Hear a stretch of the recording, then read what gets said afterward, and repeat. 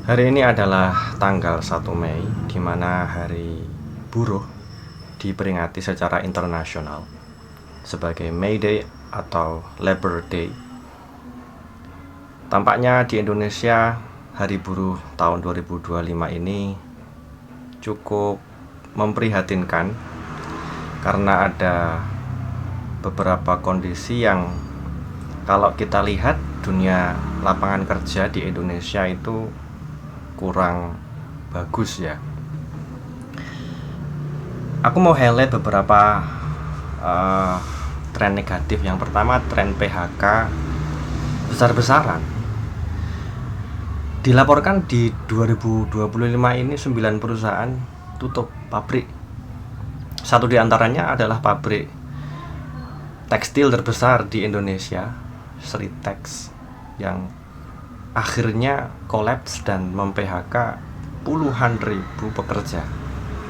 Itu belum perusahaan-perusahaan lain yang ketika tutup pasti juga memakan korban para pekerja yang akhirnya menganggur dan harus mencari alternatif income untuk kehidupannya. Kemudian ada penyerapan tenaga kerja yang lesu. Aku baca dari koran Kompas hari ini ya, tanggal 1 Mei. Aku bacanya hari ini tapi beritanya lupa aku tanggal berapa. Menurut survei Merja Indonesia, dari 100% perusahaan itu kira-kira hanya 25% yang mau membuka kursi baru atau membuka rekrutmen untuk pekerja baru. Sisanya 75% itu hanya mengganti kursi yang kosong, mencari pekerja baru, tapi hanya untuk mengisi kursi kosong, bukan membuka kursi baru. Kemudian FDI di Indonesia itu juga, menurut beberapa berita yang aku baca itu juga sulit masuk di Indonesia. Banyak investasi asing itu enggan ke Indonesia karena buruknya lingkungan investasi di Indonesia ya, mulai hukumnya nggak jelas, premanisme yang baru-baru ini juga trending dibahas, kemudian korupsi dan kesulitan izin di lingkungan investasi.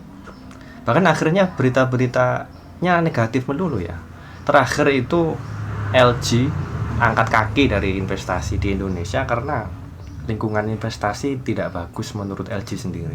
Padahal LG itu mau membuka pabrik baterai listrik ya, yang itu pasti menguntungkan untuk Indonesia, membuka lapangan kerja, dan bisa jadi kesempatan untuk transfer pengetahuan dari LG untuk Indonesia. Otomatis FDI, karena FDI nggak masuk ya, terbukanya lapangan kerja baru sulit diharapkan. Ini belum ngomongin belum terjaminnya hak-hak dasar buruh, mulai upah, jaminan kesehatan, tunjangan dan lain sebagainya. Dari tren negatif tersebut, Hari Buruh tahun 2025 ini bisa kita peringati dengan prihatin, dan semoga segera ada jawaban dari masalah-masalah ketenaga kerjaan di Indonesia ini ya. Aku sendiri habis lulus S2 belum dapat kerja. Ya akhirnya ya apapun ada yang bisa jadi job ya aku kerjakan. Tapi pada dasarnya aku ingin kerja yang cocok, yang menyejahterakan, dengan upah yang bernilai lah untuk memenuhi kebutuhan dasar dan tentu saja untuk memenuhi cita-cita baik pribadi maupun keluarga. Siapa yang bertanggung jawab dari masalah-masalah dunia kerja ini, terhadap masalah dunia kerja ini? Ya tentu pemerintah, negara yang harus bertanggung jawab. Siapa lagi? Kelas pekerja kayak aku ini kan harus mencari kerja aja. Yang menyediakan ya harusnya negara. Tapi mungkin ada yang bilang, "Yuk jangan kerja lah, usaha. Kan jangan masa maunya jadi anak buah, nggak mau jadi bos." Kerja sulit, usaha pun juga sulit. Usaha butuh modal. Apalagi hari-hari ini daya beli masyarakat juga turun. PPN naik, ekonomi lesu. Mau membuka usaha sepertinya resikonya banyak. Belum lagi kalau ada resiko-resiko yang sudah jadi tradisi ya, palak preman, pungli ini itu dan lain sebagainya. Belum ngomongin kompetisi bisnis di Indonesia. Ya tapi pasti sebenarnya ada kesempatan membuka usaha.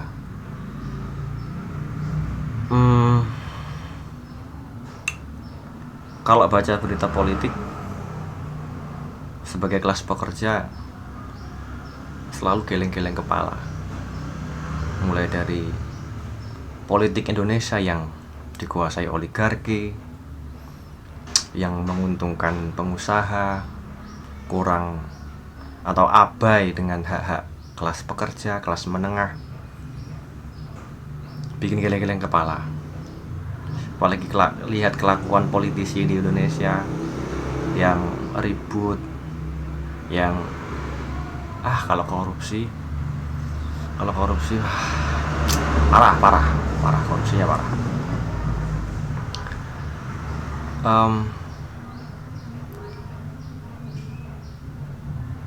Sulit mau ngomongin solusinya harus benar-benar negara yang menyediakan. Kalau teoritis banyak ya, buka lapangan kerja ya, naikkan kualitas entrepreneurship masyarakatnya. Tapi membuka lapangan kerja itu prasyaratnya banyak sekali. Terus meningkatkan skill entrepreneurship masyarakat itu juga syaratnya harus ya tersedianya daya beli, tersedianya iklim usaha yang sehat, izin yang nggak berbelit, dan juga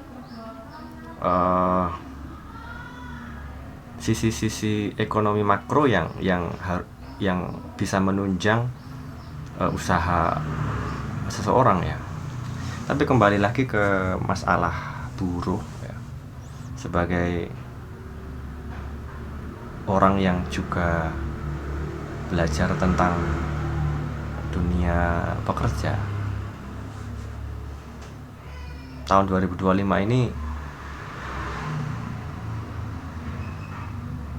Hari Buruh adalah hari yang memprihatinkan. Perlu diperingati dengan rasa prihatin. Semoga pemerintah bisa menyelesaikan masalah buruh upahnya naik, kesejahteraannya terjamin, kesehatannya terjamin, keluarganya terjamin, keselamatannya terjamin, dirinya terjamin, serikat kerja terjamin, berkumpul bebas, berserikat bebas, menyampaikan pendapat bebas, minta tuntutan naik upah juga diberikan tuntutannya dikabulkan.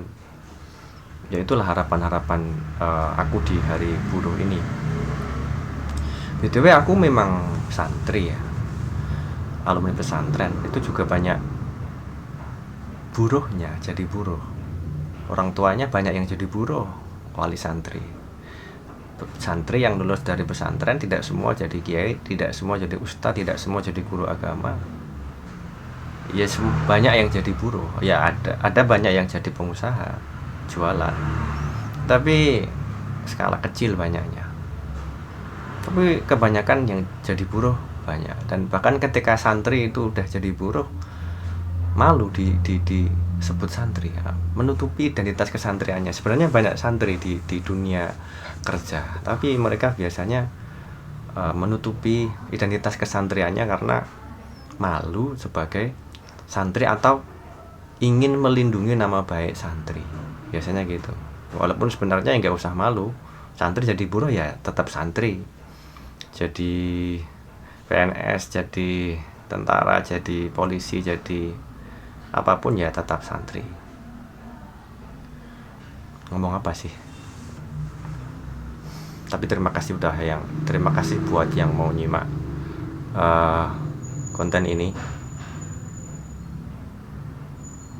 BTW terima kasih lah pokoknya.